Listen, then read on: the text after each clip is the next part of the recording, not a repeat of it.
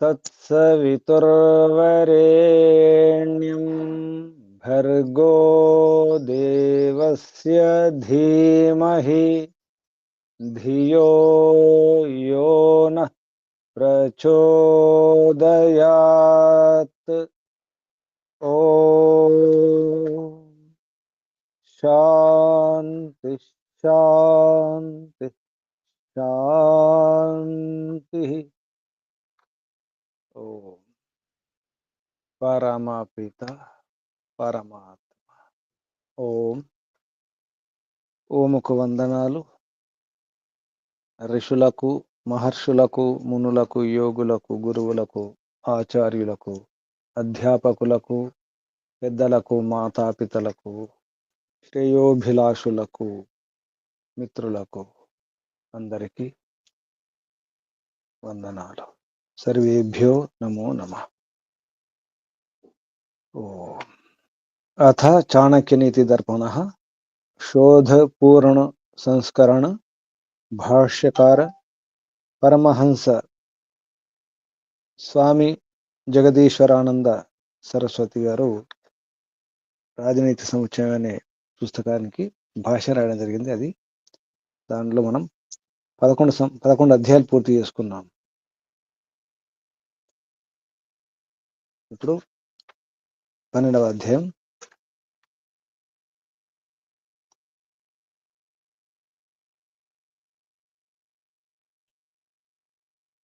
అధ్యాయంలో ముఖ్యంగా బ్రాహ్మణులు ఏ పని చేస్తే ఏమవుతారు, విప్రులే కావచ్చు, బ్రాహ్మణులే కావచ్చు, పండితులు, విద్యార్థులే కావచ్చు, వైశ్యులు అవుతారు, శూద్రులు అవుతారు, పిల్లి వ్యవహారం చేసేవారు అవుతారు, మ్లేచ్చులు అవుతారు, చాండాలురు అవుతారు. ఈ విధంగా చెప్పడం జరిగింది. అంటే మనం చేసే పనిని బట్టి నాకు ఆ పేరు వస్తుంది. కాబట్టి గుణకర్మ విభాగశ, మన గుణాలు మన కర్మను బట్టి ఈ వర్ణాలు ఉంటాయి. బ్రాహ్మణ, క్షత్రియ, వైశ్య, శూద్ర వర్ణాలు. ఇప్పుడు ఇల్లు ఎలా ఉండాలి, అసలు గృహం అంటే ఇల్లు ఎలా ఉండాలో చెప్పడం జరుగుతుంది 12వ అధ్యాయంలో. ఇది ఇల్లు ఇలా ఉండాలి అనిపిస్తుంది మనకు కూడా. ఈ శ్లోకం అధ్యయనం చేస్తే నిజంగా ఇల్లు ఇలా ఉంటుందా, ఇది సాధ్యమా అనిపిస్తుంది. అలా ఉంటే అసలు వేరే స్వర్గమే అవసరం లేదనిపిస్తుంది. అందుకే ఇల్లే స్వర్గం అంటారు. ఇల్లే కదా స్వర్గసీమ. ప్రయత్నం చేయండి. ఈ రకంగా మన వ్యవహారమే, మన ప్రయత్నమే, మన యోజన, మన బుద్ధి, మన ప్రణాళిక, మన ప్రయత్నం ద్వారానే సాధ్యమవుతుంది. చూడండి ఈ శ్లోకం. అథ ద్వాదశోధ్యాయ చాణక్యనీతి దర్పణంలో 12వ అధ్యాయం ప్రథమ శ్లోకం, మొదటి శ్లోకం. సానందం సదనం సుతాః చ సుధయః కాంతాః ప్రియలాపినీ సుధనం సన్మిత్రం స్వయోషితి రతిః స్వ ఆజ్ఞాపరాః సేవకాః ఆతిథ్యం శివపూజనం ప్రతిదినం మిష్టాన్నపానం గృహే సాధోః సంగం ఉపాసతే చ సతతం ధన్యః గృహస్థాశ్రమః. ధన్యం ఇటువంటి గృహస్థాశ్రమం. తెలుగులో అర్థం చెప్పండి. ఎవరు ఉన్నారు పుస్తకం? సుజాతమ్మ గారు చెప్పండి. గురుజీ. నివసించు గృహము ఆనందముతో ఓళలాడుచుండవలేను. శబ్దార్థాలు లేవమ్మా మీ పుస్తకం? శబ్దార్థాలు ఉన్నాయేమో చూడండి. ఉన్నాయి గురుజీ. చెప్పండి. సానందం అంటే ఏంటో. సానందం ఆనందం కలిగించు, సదనం ఇల్లు, స్తుతాహ బిడ్డలు, సుధియః మంచి బుద్ధిమంతులను, చ మరియు కాంతా భార్య, ప్రియాలాపిని మధురముగా మాట్లాడునదియు, సుధనం మంచి పద్ధతితో సంపాదించిన ధనము, సన్మిత్రం మంచి మిత్రుడు, స్వయోషితి రతిః తన భార్య యందు ప్రేమయు, సేవకాః సేవకులు, స్వాజ్ఞాపరాః తన ఆజ్ఞను పాలించువారును, ఆతిథ్యం అతిథి సత్కారము, శివపూజన కళ్యాణకారకుడగు పరమేశ్వర ఉపాసనయు, ప్రతిదినం శివ ప్రతిదినము పూజనం రాసుకోండమ్మా. శివ పూజనం ఉండాలి. శివ పూజన కాదు, పూజ శివ పూజనం. శివ పూజనం నం పూజ సహాను పూజన హాను గురించి ఇక్కడ పూజనం. పూజనం గురుజీ. శివ పూజనం కళ్యాణకారకుడగు పరమేశ్వర ఉపాసనయు ప్రతిదినం ప్రతిదినము గృహే ఇంటి యందు మిష్టాన్నపానం మధురమైన భోజనము సాధువు యొక్క సంఘం కూడిక చ కూడా సతతం ఎల్లప్పుడూ ఉండునో అట్టి గృహస్థాశ్రమము ధన్యమైనది. తాత్పర్యము: నివసించు గృహము ఆనందముతో ఓలలాడుచుండవలెను, బిడ్డలు బుద్ధిమంతులు కావలెను, భార్య ప్రియముగా మాట్లాడునదిగా ఉండవలెను, ధనము న్యాయాజితము కావలెను, మిత్రుడు మంచివాడుగా ఉండవలెను, తన భార్య యందే అనురాగం ఉండవలెను, సేవకులు తన ఆజ్ఞను పాలించువారుగా ఉండవలెను, అతిథులను సమ్మానింపవలెను, కళ్యాణకరుడగు పరమేశ్వరును ఉపాసింపవలెను, రుచికరమైన అన్నపానాదులు ఉండవలెను, ఎల్లప్పుడూ సజ్జన సాంగత్యము ఉండవలెను. ఈ విధముగానున్నచో గృహస్థ జీవితము ధన్యమగును. వివరణము: ఈ శ్లోకమునకు వ్యాఖ్య మేము వ్రాసిన ఆదర్శ పరివారం అను గ్రంథములో చూడుడు.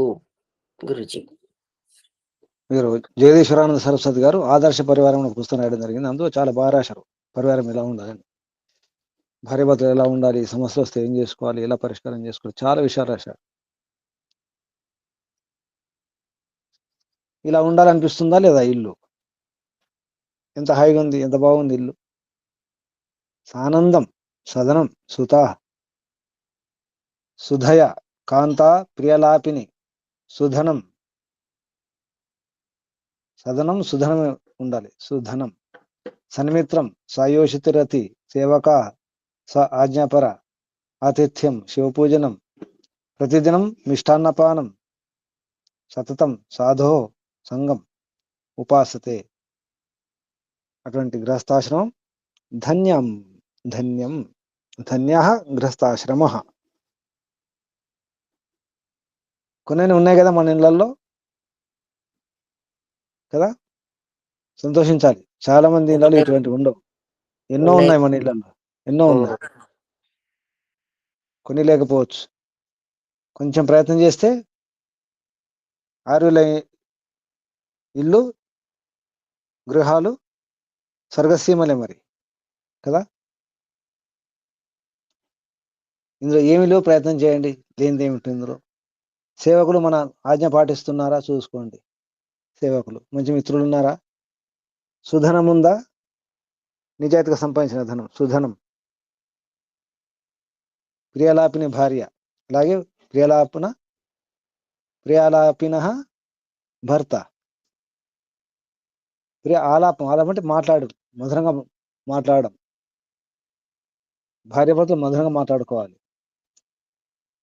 ఏమిలో చూసుకోండి, లేని వాటిని పూర్తి చేసుకోండి. ఇది ఇల్లు, ఇలా ఉండాలి.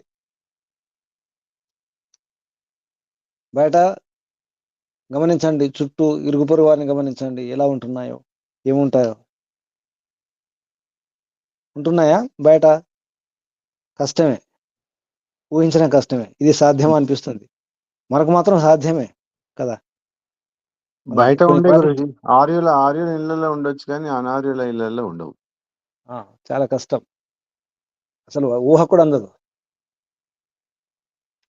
ఈ రోజుల్లో కష్టం, ఈ కాలంలో, ఈ కలికాలంలో చాలా కష్టం అంటారు.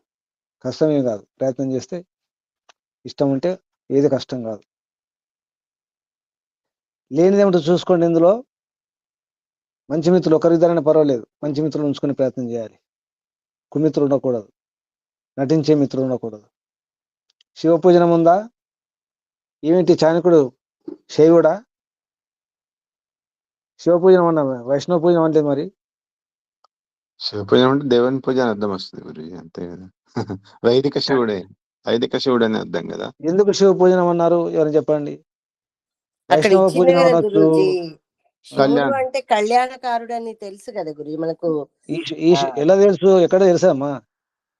మనకు సత్యార్థ ప్రకాశంలో నాకది తెలియదు.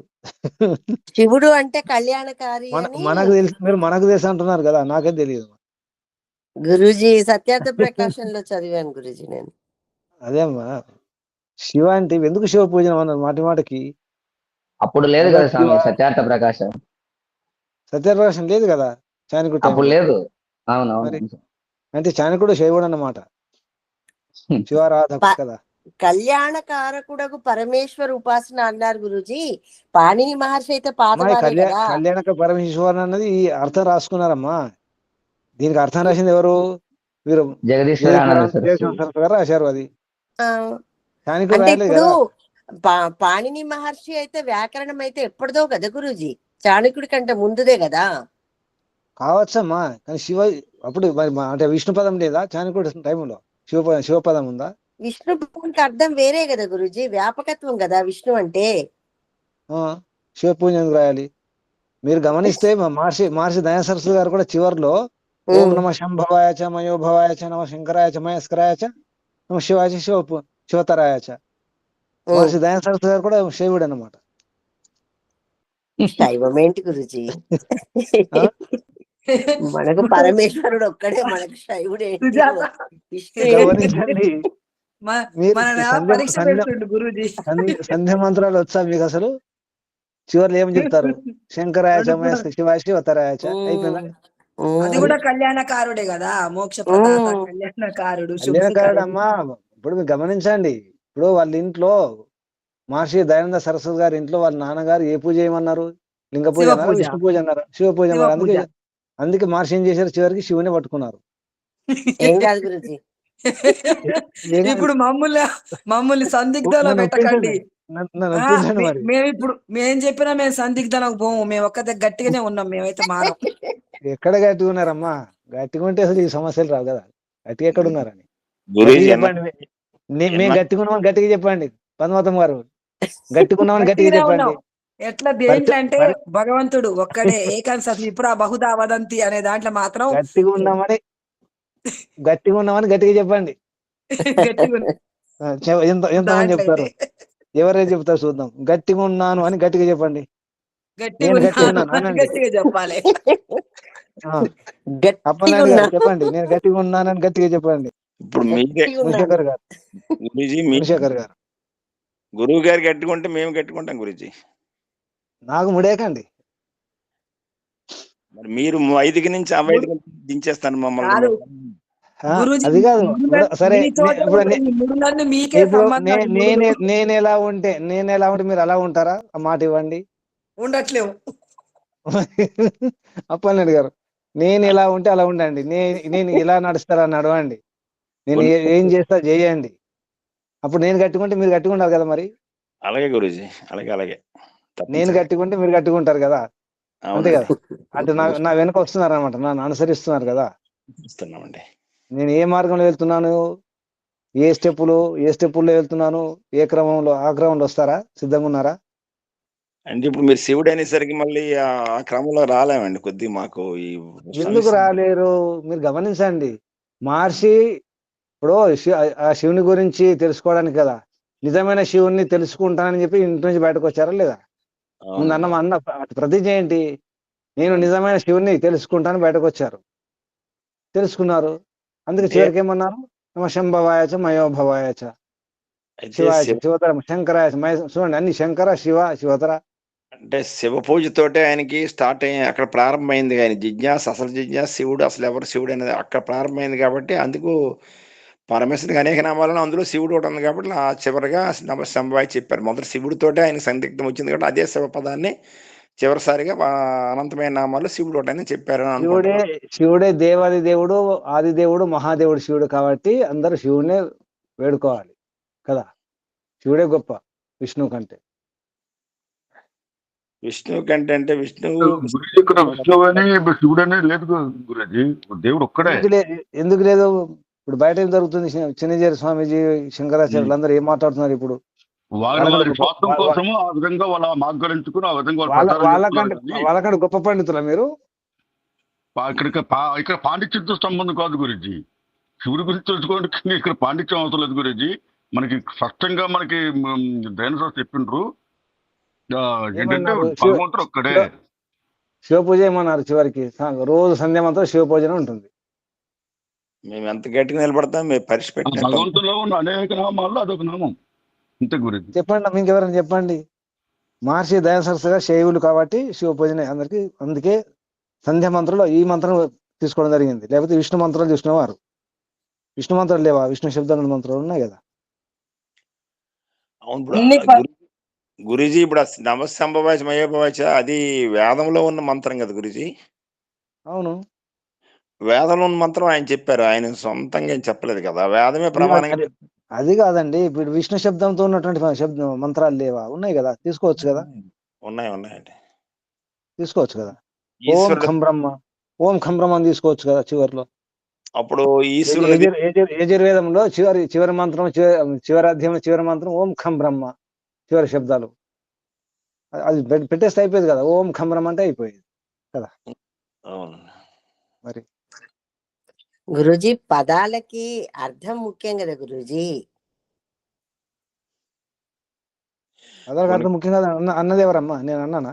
గుణకర్మ స్వభావం. అందుకని ఆ పదం అక్కడ కరెక్ట్ గా ఉంటుంది గనక అది పెట్టారు, అంతేగాని అక్కడ విష్ణువేంటి శివుడేంటి గురూజీ. చేసేది కరెక్ట్ ఎలా ఏకీశ్వర ఉంటుంది? ఉపాసన అది కదా. కదమ్మా. ఇప్పుడు విష్ణు పెట్టడం నష్టం ఏంటి? అప్పుడు విష్ణు శివుడు శబ్దం ఎందుకు తీసుకోలేదు? అప్పుడు అంటే శివుడు ఇక్కడ మనకి కళ్యాణం జరగాలి, శుభం జరగాలి, మంగళకరంగా ఉండాలి అనే దానికి ఆ పదాలకి ఆ ఆ శివాయ శంకరాయ మహేశ్వరాయ అని పెట్టారు గురూజీ. షణ్ణోమిత్ర అని శం శబ్దం ఉంది అమ్మా. షణ్ణోమిత్ర అది కూడా శం ఉంది కదా. అవును గురూజీ. శాంతికరణ మంత్రం ఏదో ఒక మంత్రం తీసుకుని ఓ దేవు శాంతి, అంతరిక్షం శాంతి అంటే అయిపోయేది కదా. ఏదో ఉంది, అట్లే ఊరికే ఉండదు కదా. ఏదో ఉంటుంది. అది సమర్పణ. సమర్పణ అది హే ఈశ్వర దయానిధి, అది అయిపోయింది. ఇది ఇది నమస్కారం మంత్రం. నమస్కారం, చివరికి నమస్కారం.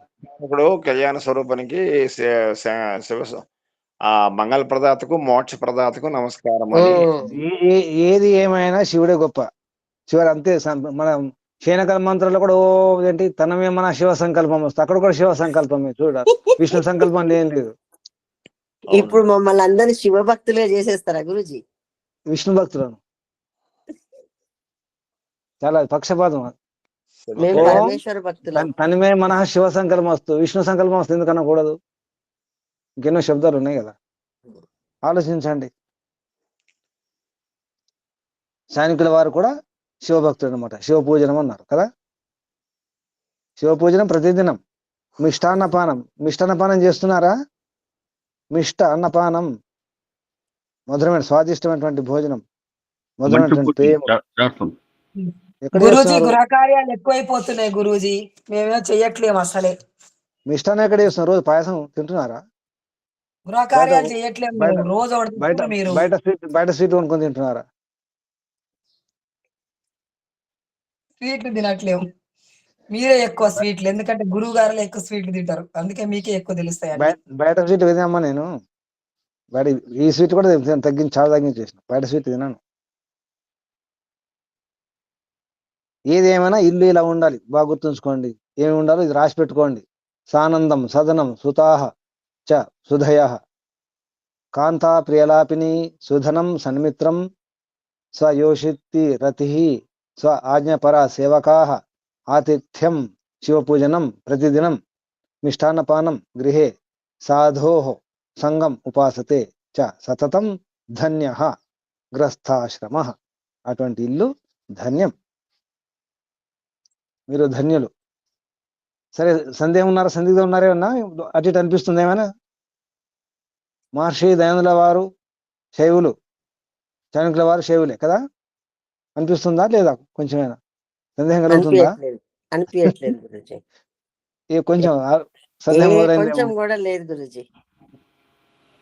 వానమ్మ గారు సందేహం వచ్చింది. నిర్మలమ్మ గారు ఏం మాట్లాడట్లేదు. నిర్మలమ్మ గారు శైవులేమో, విప్రనారాయణ గారు శైవులే ఉన్నట్టున్నారు, అందుకే మాట్లాడట్లేదు. గురూజీ, స్వామీజీ ఆ శివలింగం చూసి నిజమైన శివుడు కాదనే కదా బయలుదేరి నిజమైన శివుడు అవును, నేను అదే అంటాను. నిజమైన శివుని కనుక్కోవాలని బయటకు వచ్చారు, అందుకే నిజమైన శివుని తెలుసుకున్నారు. అందుకే మరి ఆ మంత్రం కూడా అదే మంత్రం పెట్టారు, శివ మంత్రం కదా. గురూజీ దయానందుడు తెలుసుకున్నది ఆ శివుణ్ణి. శివుడు కాదు గురూజీ. ఎవరిని? మరి అలా కాదు. పౌరాణిక పదంగా అయితే శివుడు విష్ణు వేరు శివుడు వేరు ఎలాగైతే విభజించి ఇచ్చేస్తారు కానీ అలా కాదు గురూజీ. ఆయన తెలుసుకున్నది వైదిక శివుని తెలుసుకున్నారు గురూజీ. పౌరాణిక శివుడు ఎవరు? మరి అదే గురించి మరి అంటే వేదంలో ఉన్న ప్రకారంగా ఆ నిర్వచనలు తీసుకుని ఆ ప్రకారంగా ఆయన దేవుడు ఒక్కడే లేకుంటే విప్రబోధ వదంతి ఆ విధంగా ఆలోచించండి, శివుడు అంటే కళ్యాణకారకుడు. కొంచెం ఆలోచించండి, శంకించండి. అలాగే గురించి ఇక్కడ కూడా మళ్ళీ శంకరుడే తీసుకొస్తున్నారు మీరు. మళ్ళీ సంఖ్య మళ్ళీ వస్తుంది అవును గురించి నిజం కరెక్ట్ నిర్మలం గారండి. నిర్మలం గారు ఏమంటున్నారు? శంకలో కూడా శంకరుడే ఉన్నాడు అంటున్నా. శంకర శివకర శంకర శుభకర శుభంకర శుభము కోరుకుంటున్నాం కాబట్టి మనకి ఎవరైతే ప్రార్థన చేస్తున్నారో వాళ్ళకి సుఖం కలగాలని కోరుకునే అర్థవంతమైనటువంటి పదాలు ఉన్నాయి కాబట్టి సంధ్యోపాసనలో ఈ మంత్రాలని పెట్టారని నేను అనుకుంటున్నాను గురుగారు. అనుకోవడం ఎందుకమ్మా? అనుకోవడం ఇంకెన్ని ఏళ్ళు అనుకుంటారు? ఇంకా అనుకుంటూనే ఉంటారా జీవితాంతం? అంటే స్పష్టంగా అమ్మా అవునో కాదో స్పష్టంగా మాట్లాడండి, నిర్ణయం చేసుకొని. అవునా కాదా అనుకుంటున్నానంటే సందిగ్ధం కదా. ఈ పదాలన్నీ కూడా మనం భగవంతుడిని కోరుకుంటున్నాం. కళ్యాణకారకుడైన దేవుని స్వభక్తులను సుఖకార్యములు నిత్యం చేసేటటువంటి వాళ్ళని. తర్వాత మనం నా మనస్సు ఎప్పుడు కూడా నా కొరకే కాదు ఇతరుల కొరకు కూడా శుభ సంకల్పాలు చేసేదిగా ఉండాలని ఆ పదాలకి, ఆ శివ అనే పదానికి అలాంటి అర్థం ఉంది కాబట్టి ఆ పదాలతోటి దయానందుడు మహర్షి మనకి అది అందించాడు. శివశబ్దానికి ఇంకెన్ని అర్థాలు చూసుకోండి. కళ్యాణం ఇంకా ఏమిటి చూసుకోండి. ఇంకా మేలు చేసేవారు, కళ్యాణం కలిగించేవారు. తర్వాత రెండవ శ్లోకానికి వద్దాం. ఆర్తేషు విప్రేషు దయాన్విత యత్ శ్రద్ధయా స్వల్పముపైతి దానం అనంతపారం సముపైతి రాజన్ యత్ దీయతే తత్ నా లభేత్ ద్విజేభ్యః. చెప్పండి తెలుగు అర్థం. దయాన్విత దయాళువు చ మరియు కరుణాపూర్ణుడైన మనుష్యుడు.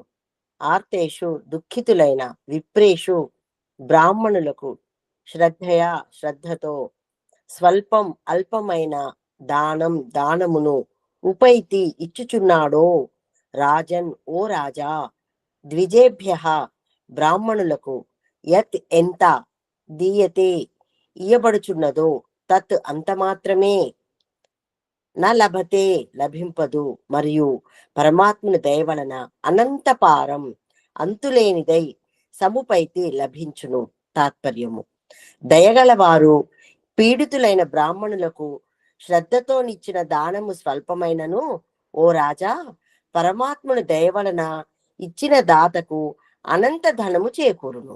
వివరణ: దీనులకు దానమియవలెను. వేదములో తృణీయాదిన్నా ధమానాయ తవ్యాన్ ద్రాదీయాంస మనుపశ్యేత్ పంథాం ఓహి వర్తంతే రథ్యేవ చక్రాన్య మన్యముపతిష్టంతి రాయః. ఋగ్వేద మంత్రం. గురుజీ చదవమంటారా ఇది మొత్తం ఆ తాత్పర్యం కూడా? ధన సంపన్నుడైన మనుషుడు దుఃఖితులు పీడితులైన వారికి తప్పక సాయము చేయవలెను. వాడు దీర్ఘదృష్టితో పని చేయవలెను. సుఖ దుఃఖములు అందరికీ కలుగును. ధన సంపదలున్నవని గర్వము కాని విశ్వాసము కాని కలిగి ఉండరాదు. ధనము రథచక్రము వలె తిరుగుచుండును. నేడు ఒకరి దగ్గర రేపు మరొకరి దగ్గర ఉండును. ఒక విత్తనము నాటిన దాని వలన వందల కొలది వేల కొలది లభించును. అట్లే చేసిన దానము కొంచెమైనను దాని ప్రతిఫలము అంతేకాక వందల కొలది వేల కొలది రెట్లు తిరిగి లభించును. ఇయ్యబడిన దానము వ్యర్థము కాదు, దాని ఫలము తప్పక ఉండును. గురుజీ దానం యొక్క మహిమ చెప్తున్నారు ఇక్కడ. ఎవరికి దానం చేస్తే? ఎవరికి? విప్రేషు ద్విజేభ్య, ద్విజులకు విప్రులకు. స్వల్పం ఇచ్చినప్పుడు కూడా స్వల్పం ఉపైతి దానం ఏమవుతుంది? అనంతపారం అవుతుందట. కొంచెం దానం చేస్తే వందల వేల రెట్లు పెరిగిపోతుంది. ఎలా? బీజం లాగా, విత్తనాల్లాగా. విత్తనం నాటితే ఒక విత్తనం నాటితే ఎన్ని వస్తాయి? వందల వేలు వస్తాయి కదా గింజలు. అలా దానం అనే విత్తనాన్ని నాటితే అనేక రకాలుగా లాభం జరుగుతుంది. ఎవరికి? మంచివారికి ఇవ్వాలి, అందరికి కాదు. దుఃఖితులకు, పీడితులకు, దయతో, కరుణతో. దయతో కరుణతో రెండు. ఇక్కడ దయాన్వితం అన్నారు, ముఖ్యంగా దయ ఉండి ఇవ్వాలి. కరుణని సమానం అందరికి ఇస్తాం, దయలో విచక్షణ ఉంటుంది. దయ గురించి తెలుసు కదా, దయ కరుణ గురించి మర్చిపోయారా?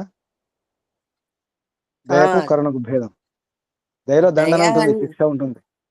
దయలో దండన ఉంటుంది, కరుణలో అది ఏమి ఉండదు, ఎవరికైనా సహకరించాలి.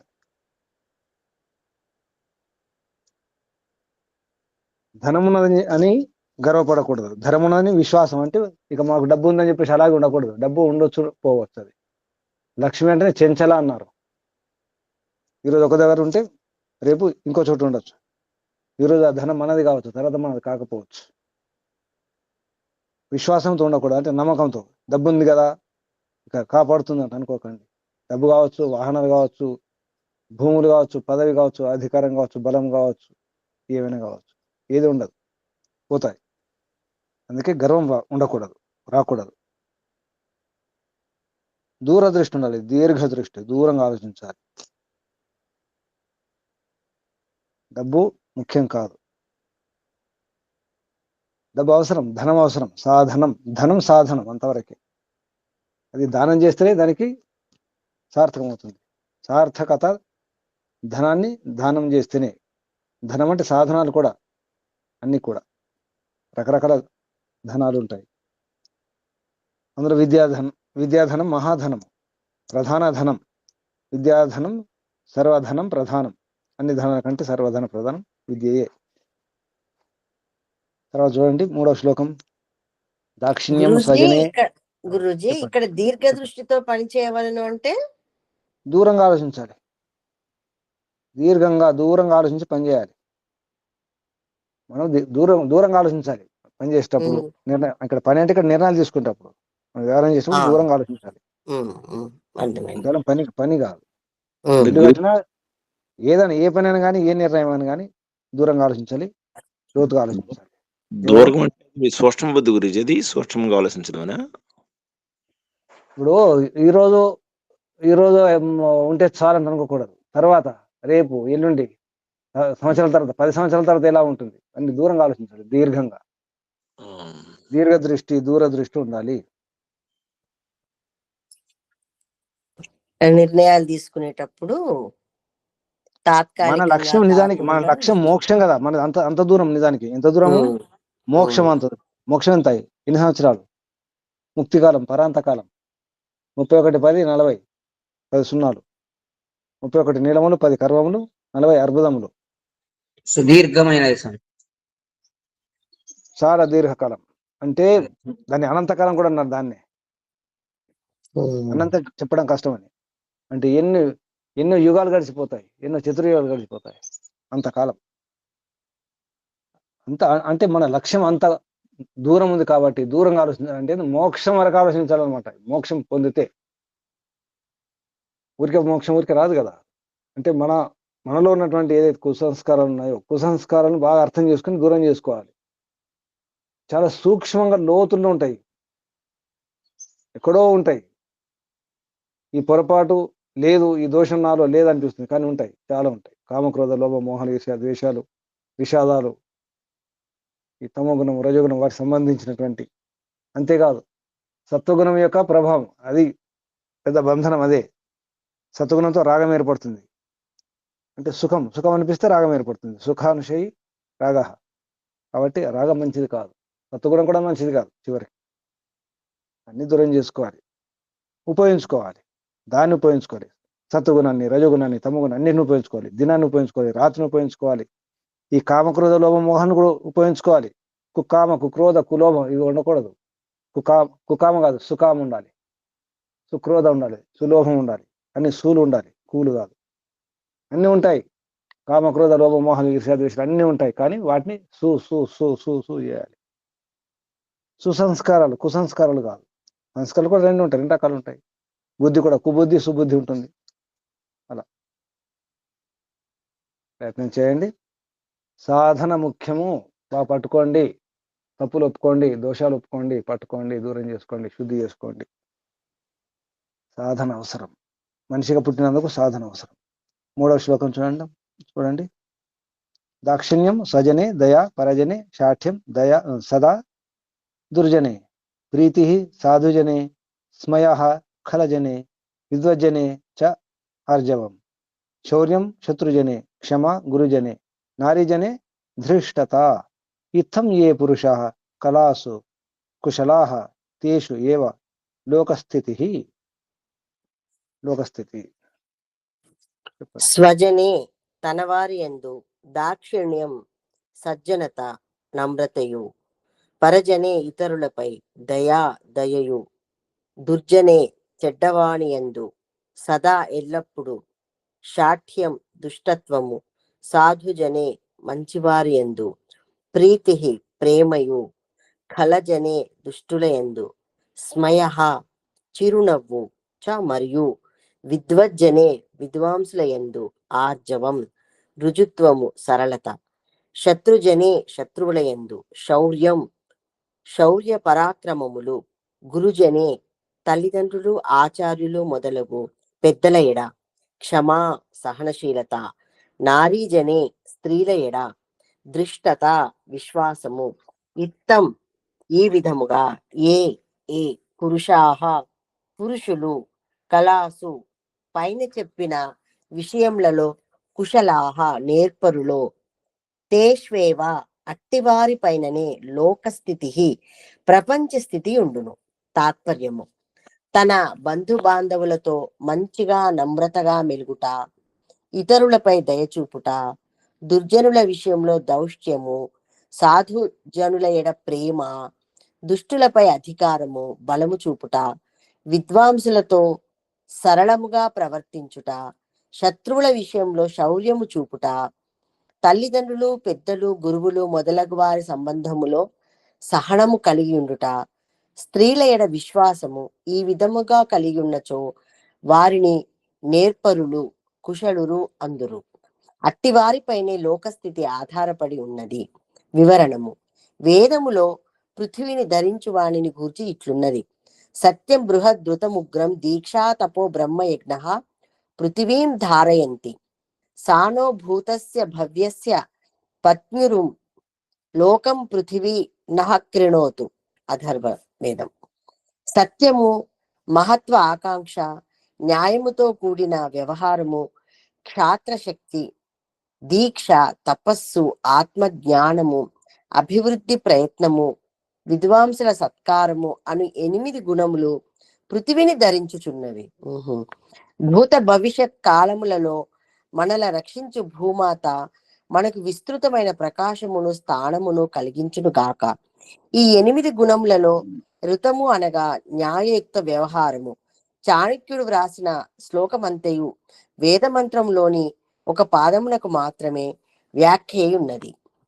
మరొక చోట పృథివీని ధరించుమని 7 గుణములుగా లెక్కింపబడినవి. గోభిర్విప్రైశ్చ వేదైశ్చ సతీభిః సత్యవాదిభిః అలుబ్ధైర్దానశీలైశ్చ సప్తభిర్ధార్యతే మహి.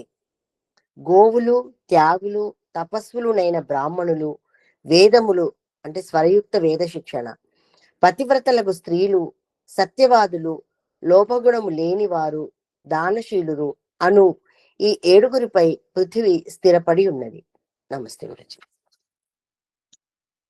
పృథివీ స్థిరంగా ఉందంటే ఇదంతా సతీ సాధ్వి నారులు, మహిళలు, అమ్మలు, వీళ్ళను నమ్మకూడదా? మహిళలను నమ్మకూడదు కదా? నమ్మాలి గురుజీ, విశ్వాసం ఉంటుంది. నమ్మకూడదు. ఇంతకుముందు వచ్చింది కదా, నమ్మకూడదు, విశ్వాసం ఉంచకూడదు వచ్చింది ఇతర నీతిలో. ఎప్పుడైతే స్పష్టంగా చేయలేడు విశ్వాసం ఉండాలని ఏముంది కాదు. నారీజనే ధృష్టత. ధృష్టత అంటే పూర్తి ధారణ, విశ్వాసం. ధృష్టత అంటే గట్టి విశ్వాసం ఉంచాలి. నారీజనే చాణక్యుడు మరి ఇలా ఎందుకు చెప్పినట్టు, ఇక్కడేమో నమ్మమంటున్నారు, గట్టి విశ్వాసం ఉంచాలి. ఇత్థం ఏ పురుష కళాసు, కళల్లో అంటే ఎవరి వ్యవహారం ఎలా చేయాలి అనే విషయం ఇది. దాక్షిణ్యం స్వజనే, స్వజనుల యందు, స్వజనుల పట్ల ఎలా ఉండాలి, బంధు బాంధవుల పట్ల దాక్షిణ్యం ఉండాలి, నమ్రత ఉండాలి, సజ్జనత ఉండాలి. పరజనే దయ ఉండాలి. గమనించండి, పరజనులు దయ ఉండాలి. దయ అంటే విచక్షణ అనమాట. విచక్షణ కూడుకున్నటువంటి కరుణ, అనుగ్రహం ఉండాలి. సమయం వచ్చినప్పుడు శిక్షించడం, దండించడం కూడా అవసరం ఉంటుంది. దయా దుర్జనే. తర్వాత శాఠ్యం ఉన్నారు, సదా శాఠ్యం దుర్జనుల పట్ల. పరజనే దయ, దుర్జనుల పట్ల సదా శాఠ్యం. షఠే శాఠ్యం, మహాభారతం యొక్క వాక్యం అది. షఠే, షఠుల యందు, షఠుని యందు శాఠ్యం ఉండాలి. హఠే హాఠ్యం, షఠే శాఠ్యం, హఠే హాఠ్యం. హఠం చేస్తే హఠం చేయడమే, శఠం చేస్తే శఠమే.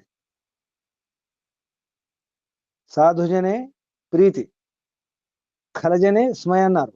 అక్కడ ఏమన్నారమ్మా మీరు సుజాతమ్మ గారు? స్మయ అంటే, గురుజీ స్మయ శబ్దానికి అర్థం వేరే చెప్పారు మీరు. ఖలజనే స్మయాహ స్మయ అన్నారు. అంటే చిరునవ్వు అని ఉంది గురుజీ ఇక్కడ. కాదు కాదు కాదు, సీరియస్నెస్ ఉండాలి, గంభీరంగా ఉండాలని అర్థం. చిరునవ్వు కాదు. స్మయ అంటే ఇక్కడ అదే ఉంది. విస్మయం, అంటే స్మిత, గంభీరం స్మిత అని కాదు. రాసుకోవాలా గురుజీ? గంభీరం, దృష్టి అయినప్పుడు గంభీరంగా ఉండాలి, సీరియస్ ఉండాలని అర్థం. సీరియస్గా ఉండడం అర్థం అది. స్మయ అంటే చిరునవ్వు కాదు. అంటే దుష్టులు వస్తే, దుర్మార్గులు వస్తే నవ్వుకుంటుండమ్మా, చిరునవ్వు కాదు కదా, సీరియస్ ఉండాలి. సాధుజనే స్మయ గురుజీ. అమ్మా ఇక్కడ పైన శ్లోకంలో సాధుజనే స్మయ. ప్రీతం అది. శాఠ్యం సదా దుర్జనే ప్రీతి సాధుజనే ఆ ప్రీతి సాధుజనే. గురుజీ మయ ఖలజనే. ఆ మీరు ఈ శబ్దార్థంలో కూడా ముందు ఖలజనే వచ్చిన తర్వాత స్మయ వచ్చింది చూడండి. అవును శబ్దార్థాలు గురుజీ, చెప్పేటప్పుడు ఖలజన తర్వాత స్మయ వచ్చింది చూడండి. అవును గురుజీ. దుష్టుల పట్ల, దుష్టులంది ఎలా ఉండాలి, స్మయ, సీరియస్ ఉండాలి. విద్వజ్జనే ఆర్జవం, సరళత. విద్వజ్జనే చ ఆర్జవం, శౌర్యం. శత్రుజనే, శత్రుజనుల పట్ల శౌర్యం చూపించాలి. క్షమ గురుజనే, గురుజనుల పట్ల క్షమ ఉండాలి. గురుజనులు మాతా పిత, గురువులు, ఆచార్యులు వీరి పట్ల క్షమ, సహనం, సహనశీలత ఉండాలి. అలాగే నారీజనే ధృష్టత, మహిళల పట్ల ఎలా ఉండాలి, విశ్వాసం ఉండాలి. ఇత్తం, ఈ విధంగా ఎవరైతే ఉంటారో. తర్వాత నేర్పరితనం ఉంటుందో, కళాస్ అంటే నైపుణ్యాలలో లేదా కళల్లో, కళలు, కళ, మన కళలు అంటాం కదా, స్కిల్స్ లేదా ఆర్ట్స్, అందులో కుశలత ఉండాలి, నైపుణ్యం ఉండాలి. దేశీయ లోకస్థితి, అటు ఈ లోకం స్థితమై ఉంది, స్థిరంగా ఉంటుందంటే, ప్రపంచం బాగుండాలంటే ఇవన్నీ, ఇటువంటి వ్యవహారం ఉండాలి అని అర్థం. అథర్వవేద మంత్రం కూడా ప్రమాణం ఇవ్వడం జరిగింది. స్కంద పురాణం ఒక ప్రమాణం ఇవ్వడం జరిగింది. తర్వాత 4వ శ్లోకం చూడండి. హస్తౌ దాన వివర్జితౌ శృతి పుటౌ సారస్వత ద్రోహిణౌ నేత్రే సాధు విలోకనేన రహితే పాదౌ నా తీర్థం గతౌ అన్యాయార్జిత విత్త పూర్ణం ఉదరం గర్వేణ తుంగం శిరో రేరే జంబుక ముంచ ముంచ సహస నీచం సునింద్యం వపు. చాలా మంచి వ్యవహారం చూడండి, బాగుంది. హస్తౌ కథ. చేతులు. గురుజీ ఇది మాతాజీ అంతర్యామిలో రాశారు గురుజీ దీని కథ గురించి. ఇదే. హస్తౌ చేతులు, దాన వివర్జితే దానము చేయనివి, శృతి పుటౌ చెవి దొప్పలు, సారస్వత ద్రోహిణౌ వేదశాస్త్రములు వినక ద్రోహములు చేసినవి, నేత్రే నేత్రములు, సాధు విలోకనేన సజ్జన సందర్శనము, రహితే లేనివి, పాదౌ పాదములు, తీర్థం నగతౌ తీర్థమునకు అనగా తల్లి తండ్రి గురువు అతిథి అనువారి సేవ కొరకు వారి దగ్గరకు వెళ్ళనిది. ఉదరం పొట్ట. అన్యాయార్జిత విత్తపూర్ణం. అన్యాయముగా సంపాదించిన ధనముతో నిండినది. శిరః శిరస్సు. గర్వేణ గర్వముతో. తుంగం ఎత్తైనది. రేరే జంబుక. ఓరి నక్క వంటి నీచుడా. సహసా శీఘ్రముగా. వపుహు శరీరమును. సునింద్యం బాగుగా నిందింపదగిన దానిని. నీచం నీచమైన దానిని. ముంచ విడువు విడువు. తాత్పర్యము. చేతులు దానము చేయలేదు. చెవులు వేదాది శాస్త్రములు వినక ద్రోహము చేసినవి. నేత్రములు సజ్జన పురుషులను చూడలేదు. పాదములు తీర్థములకు. తల్లిదండ్రులు, ఆచార్యుడు, అతిథి మొదలైన వారి సేవ చేయుటకు సమీపమునకు వెళ్ళలేదు. పొట్ట అన్యాయార్జిత ధనముతో నిండి ఉన్నది. శిరస్సు గర్వముతో ఎత్తుగా ఉన్నది. నక్క రూపములోనున్న మనుష్యుడా, నీవిట్టి నీచమైన శరీరమును శీఘ్రముగా వదులుము. అనగా పై విధముగా బ్రతుకుట కంటే చచుట మేలని అర్థము. వివరణము. ఈ ఎటువంటి వారు శ్లోకార్థములకు ఎటువంటి వారు తొందరగా విడిచిపెట్టాలట. నక్క. వపు శరీరాన్ని తొందరగా విడిచిపెట్టాలి. నక్క గుణాలు ఉన్నవారు, బా. నక్క లాంటి వారు. ఓ. రేరే జంబుక. జంబుక ఓరే నక్క. రేరే జంబుక. ఒరే నక్క. ముంచి విడిచిపెట్టు వదిలిపెట్టు. సహసా వెంటనే. ఉమ్. ఏంటి? వపు శరీరాన్ని. ఎటువంటి వపు? ఇటువంటి శరీరం. సునింద్యం నిందనీయటువంటి. నీచం ఉమ్. వదిలిపెట్టేసి. ఎందుకంటే నీ చేతులు దానం చేయవు. దాన వివర్జితవు. ఉమ్. నీ చెవి దప్పలు అంటే నీ చెవులు ఏం చేస్తున్నాయి? సారస్వత ద్రోహిణం. వేదశాస్త్ర విననటువంటి చెవులు నీవి. వేదానికి కూడా శాస్త్రం వినకపోతే ద్రోహం చేసినట్టేనట చెవులు. తర్వాత నేత్రాలు సాధు విలోకనేన. సజ్జన పురుషుల యొక్క దర్శనం చేయలేదు. సాధు విలోకనేన రహితే. సాధు విలోకనం చేయలేదు, రహితం. పాదవు నా తీర్థం గతవు. పాదాలు తీర్థయాత్రలు చేయలేదు. ఏ తీర్థయాత్రలు? ఏ తీర్థాలు చెప్పండి? ఏ తీర్థాలు? తల్లి, తండ్రి, ఆచార్యుడు, అతిథి, గురుకులం. విద్వాంసులు. కష్టాలు, సమస్యలు, రోగాలను దూరం చేసే విద్య. నేను చెప్పుకున్నాం ఎవరెవరో తీర్థం అని చెప్పేసి. నిన్న మొన్న వచ్చింది కదా ఎవరు తీర్థం అనేది.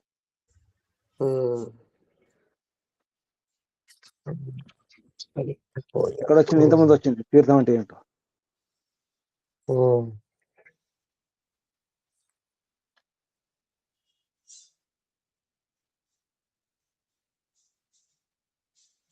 వేదాది సత్యశాస్త్రాల అధ్యయనం, ధార్మిక విద్వాంసుల సత్సాంగత్యం, పరోపకారం, ధర్మానుష్ఠానం, యోగాభ్యాసం, నిర్వైరత, నిష్కపట, సత్యభాషణం, సత్యాన్ని ఒప్పుకోవడం, సత్యం చేయడం, బ్రహ్మచర్యం, ఆచార్య, అతిథి, మాతాపితల సేవ, పరమేశ్వరుని స్తుతి, ప్రార్థన, ఉపాసన, శాంతి, జితేంద్రియత, సుశీలత, ధర్మయుక్త, పురుషార్థం, జ్ఞాన విజ్ఞానం, శుభగుణ కర్మ, తర్వాత దుఃఖం నుంచి దూరం చేసే తీర్థాలు.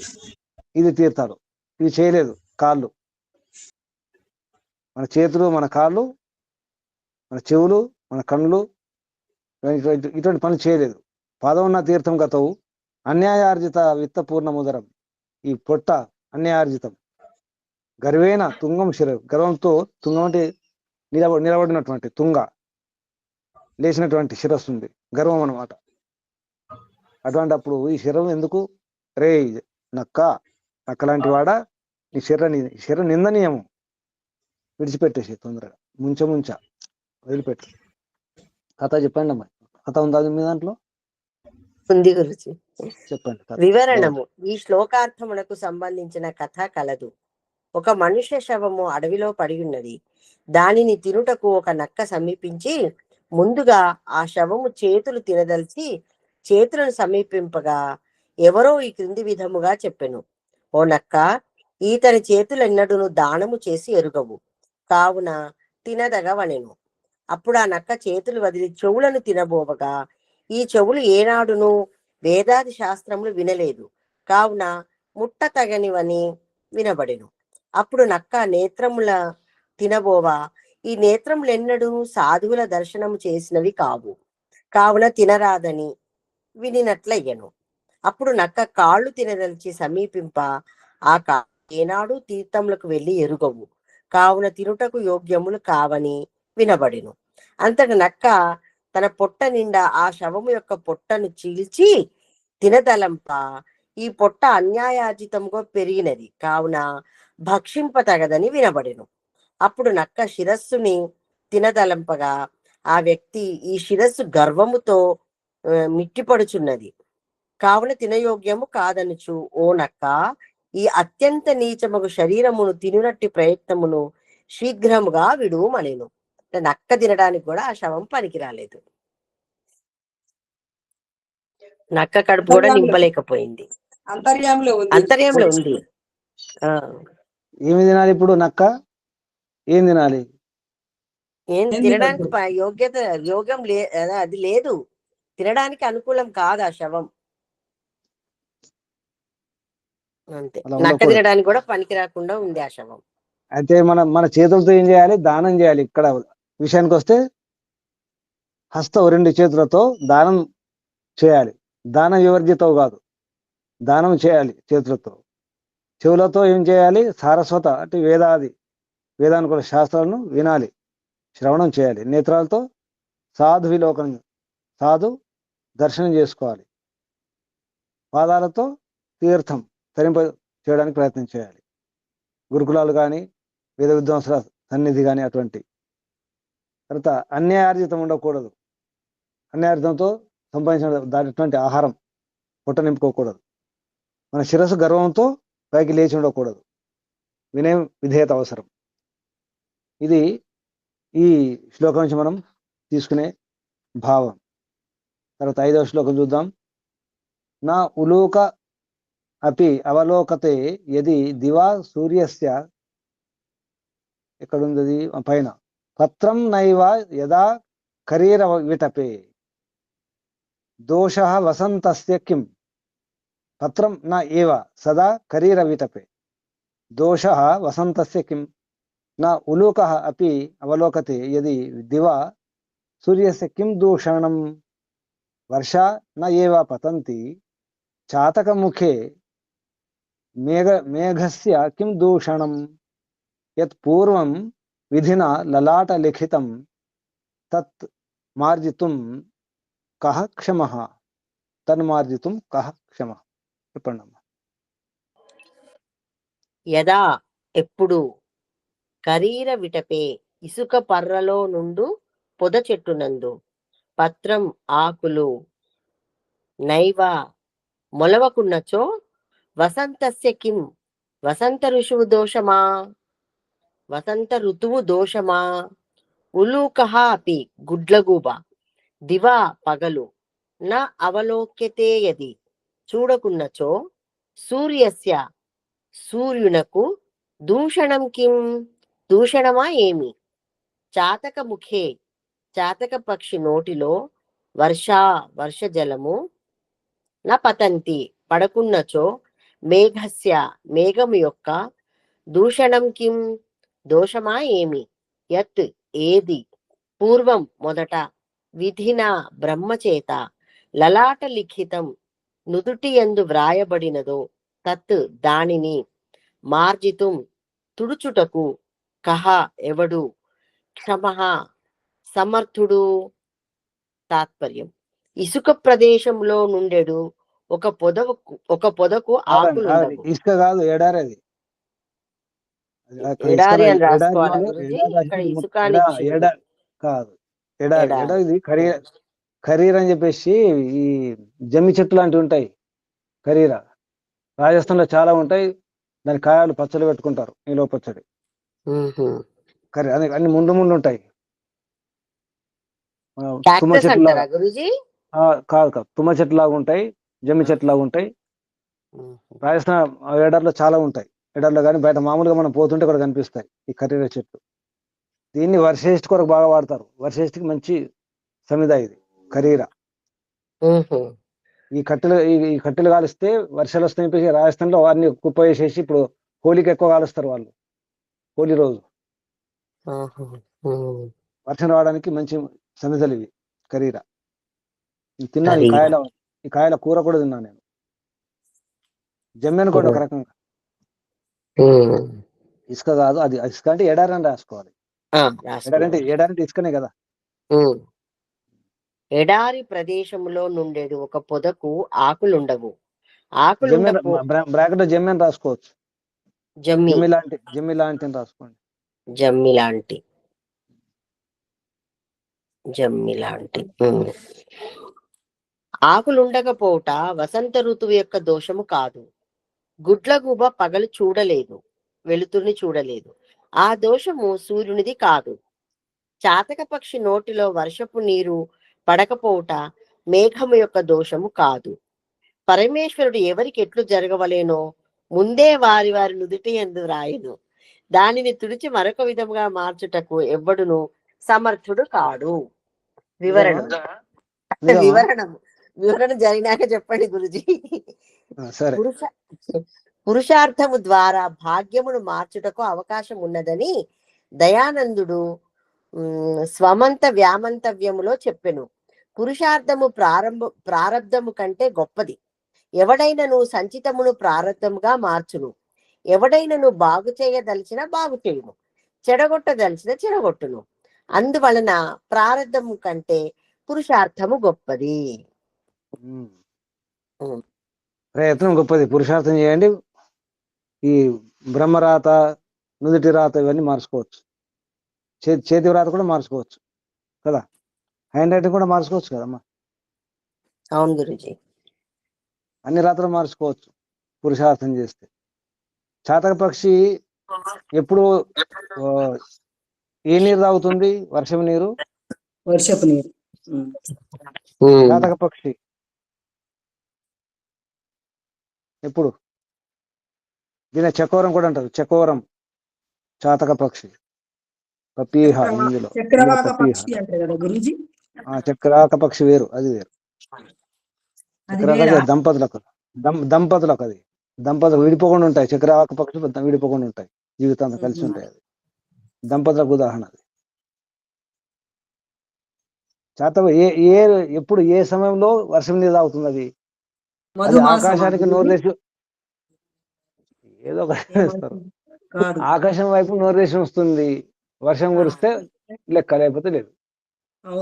మేఘాల్లో ఉన్న నీరుని తాగాలని ప్రయత్నం చేస్తుంది గురి. మేఘంలోంచి వచ్చే నీటిని తాగాలని ప్రయత్నం చేస్తుంది.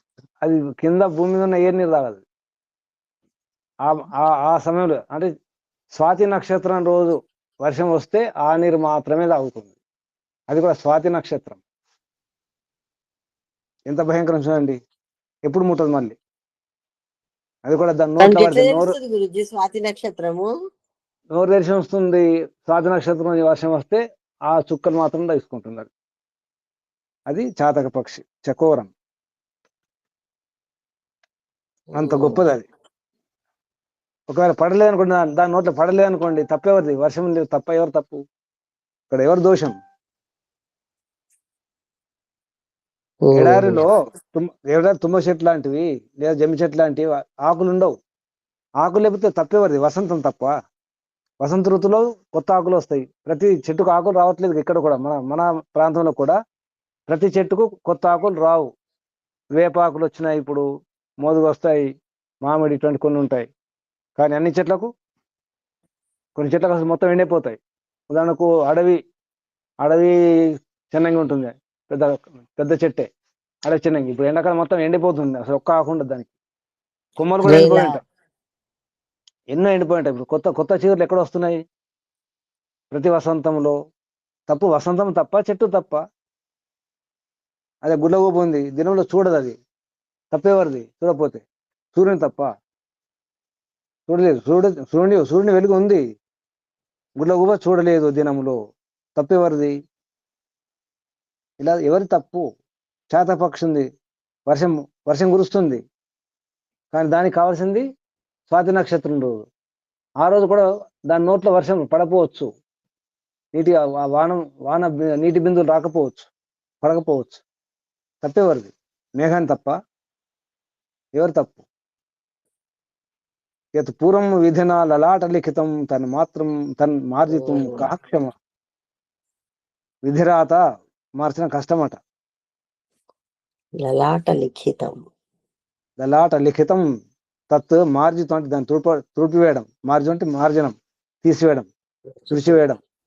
కః క్షమ, ఎవరికి క్షమ ఉందా? ఆ యోగ్యత ఎవరికి లేదు కదా. ఉంది, పురుషార్థం ఉంది.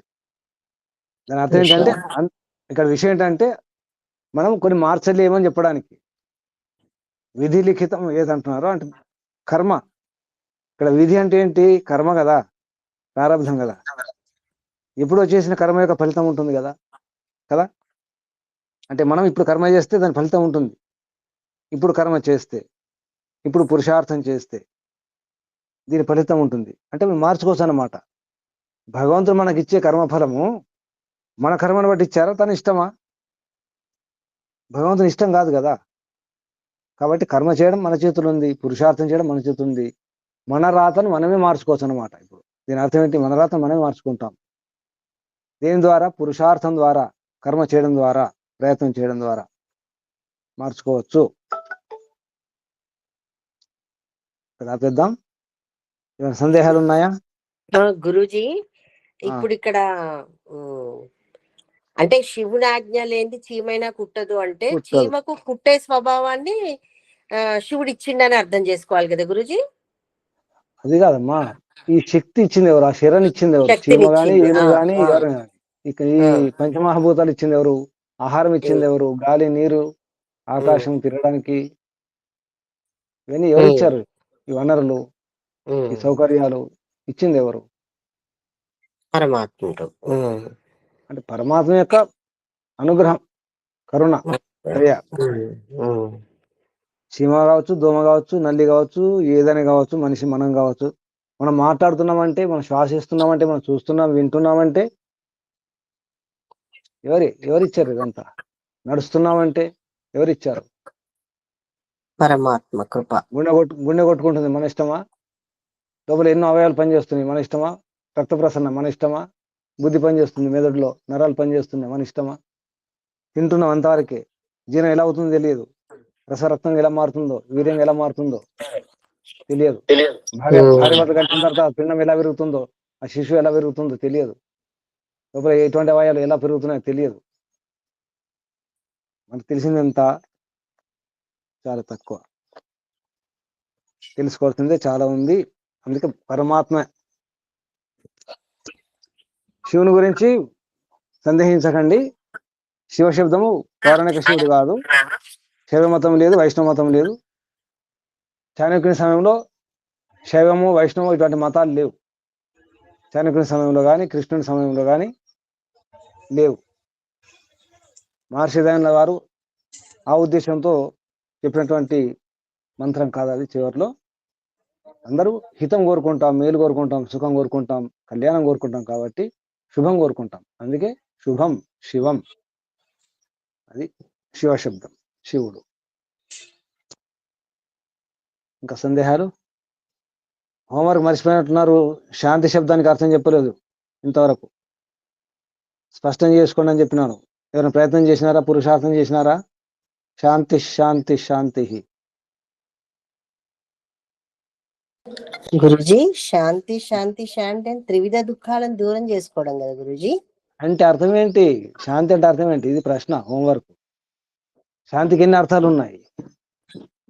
ఇప్పుడు మీరు శాంతికరణ మంత్రం ఉచ్చారణ చేస్తారు కదా, ఎన్నోసార్లు శం శం శం వచ్చింది. షన్నో షన్నో షన్నో శం శం అని. అర్థాలు ఏంటి? సుమారు 30 మంత్రాలు ఉన్నాయి. మంత్రం ఎన్నోసార్లు శం వచ్చింది కదా, చూడండి అందులో ఏంటి శం అంటే. శాంతి అంటే ఏంటి మరి? శాంతి కరణం. శుభం గురుజీ, శుభం శుభం గురుజీ.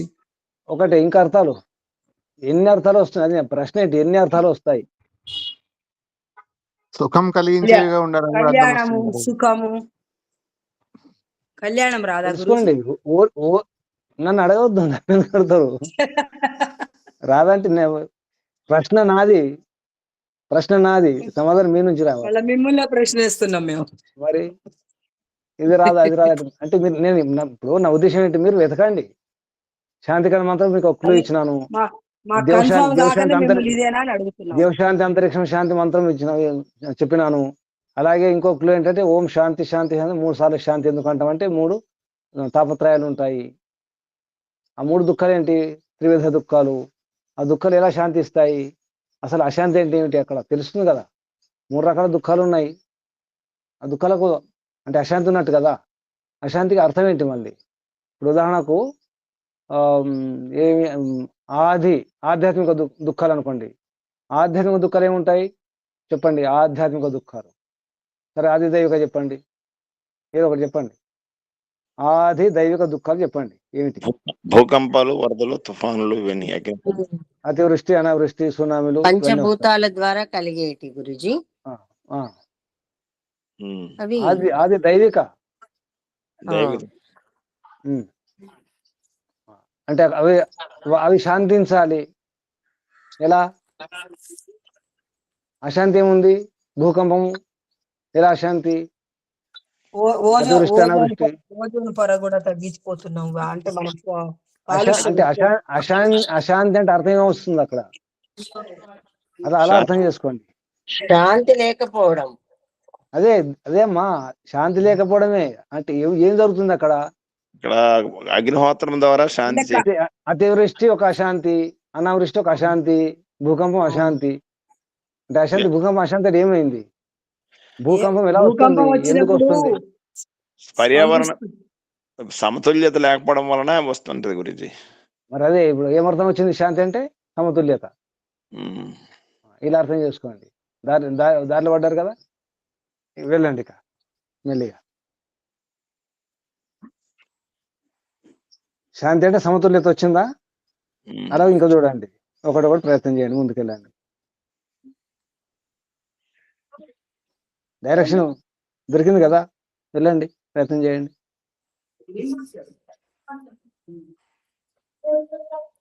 ఊహించేద్దామా? ఏమైనా ప్రశ్నలు, సందేహాలు? ఇంకా ఈ శివుని గురించి అనుకోకండి. మహర్షి దయానంద సరస్వతి గారు శైవులు అంటే అనుకోకండి, చాణక్యుల వారు శైవులు అనుకోకండి, సరేనా? గురుజీ మీ అనుమతితో ఇది ఉదయాన్నే క్లాస్ గురించి మన పద్మావతమ్మ గారు అన్నారు కదా, ఏదో లిస్ట్ రాసి అన్నారు. నా పేరు కూడా రాయండి అమ్మా పద్మావతి గారు. మీరు ఎప్పుడు రాసి పెడతారు? రాసాం, మీ పేరు కూడా రాసాము. ఇప్పుడు రాసి పెట్టారు. మీది కూడా రాసాం, చెప్పే వాళ్ళందరి పేర్లు రాసాం. అయితే రేపటి నుంచి ఇది ఎవరైంది మీ ఒకసారి మరి గురువు గారు అనుమతి తీసుకొని. నా సమక్షం అవసరం లేదు, మీరు మాట్లాడుకోండి. మనమే నిర్ణయించుకుందాం. ఇప్పుడు గురువు గారి ముందర అవసరం లేదు ఇప్పుడు ఇవన్నీ. సరే, ముగించేద్దాం. రేపైతే సుజాత చెప్తుందండి. అలాగే అమ్మా.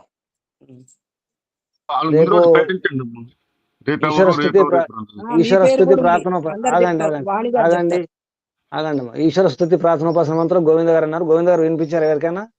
అప్పనాయుడు గారు వినిపించలేదు. లేదు గురుజీ. మరి ఎలా చెప్పగలుగుతారు? నేను అందరు చెప్పేది ఇదే, ముందు వినిపించండి, ఎవరికైనా తప్పులు చెబుతారు. గురుజీ చిన్న గోవింద గారిని అడగండి, తర్వాత మీరు కానీ కృష్ణారావు గారు కానీ ఒకసారి మీరు వినండి. మీరు కూడా ఉచ్చారణ బాగా చేసుకోండి. ఎందుకంటే ముందు పుస్తకం ముందర పెట్టుకోవాలండి. మన మంత్రాలు వచ్చినప్పుడు కూడా అక్షరాలు చూసుకోవాలి. చెప్పండి, ఏమంటున్నారు? సూచన అంటుంటారు కదా మీరు అప్పుడు ఒక్కోసారి.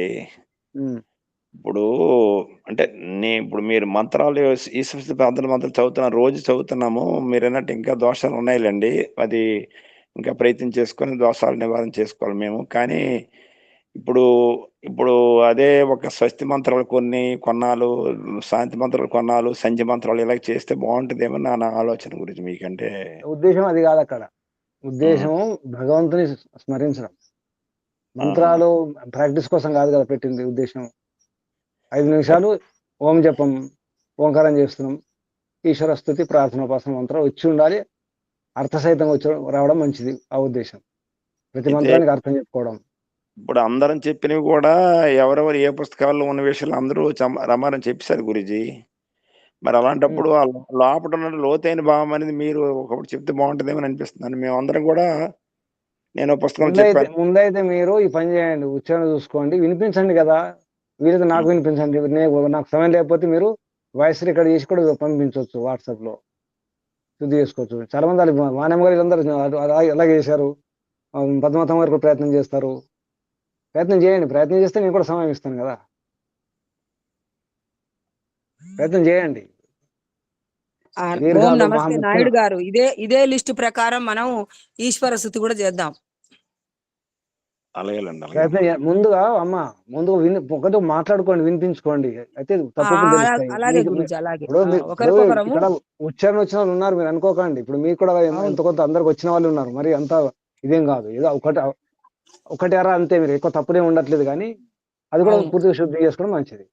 అట్లాగే గురుజీ. మీకు వచ్చు రాదని కాదు, ఇంకా శుద్ధి చేసుకోవాలి. ఇప్పుడు వాణమ్మ గారు చాలా ప్రయత్నం చేశారు, సాధన చేశారు, వచ్చేసింది. మీరు ప్రయత్నం చేస్తే మీకు వచ్చు, మీరు కూడా ప్రయత్నం చేయండి. వానమ్మ గారు అంటే గురుకులంకి వెళ్ళి కొంత నేర్చుకున్నారండి. మేము కాదండి, ముందు అభ్యాసం ముఖ్యం ఉంటుంది. గురుకులం సంబంధమే లేదు. అభ్యాసం చేస్తే ఇంట్లో కూడా వేసుకోవచ్చు. నిర్మలమ్మ గారు బాగా ఉచ్చరిస్తారు, ఇంకా ప్రయత్నం చేస్తే ఇంకా బాగా అవుతుంది. అలా అందరు ఉన్నారు. కొంచెం ప్రయత్నం చేస్తే చాలు. మా నాన్న బాగానే చేసాం అనిపిస్తుంది. మీరు అన్నట్టు కొంచెం దోషాలు ఉంటాయిలేండి. మీరు వినిపించండి, వినిపిస్తే అర్థమవుతుంది కదా.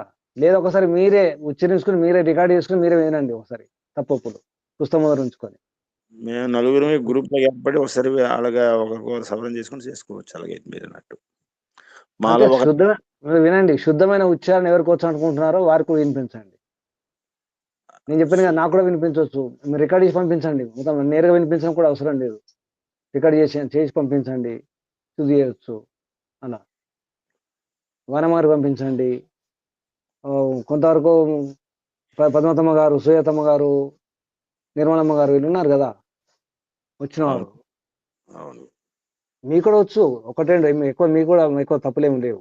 కొద్దిగా ప్రయత్నం చేయండి అంతే. సరేనా? సరే.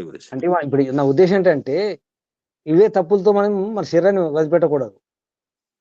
దోషాలు ఉంచుకొని, అది దోషం ఉందని తెలుస్తుంది కదా, శుద్ధి చేసుకుని వెళ్ళడం మంచిది కదా.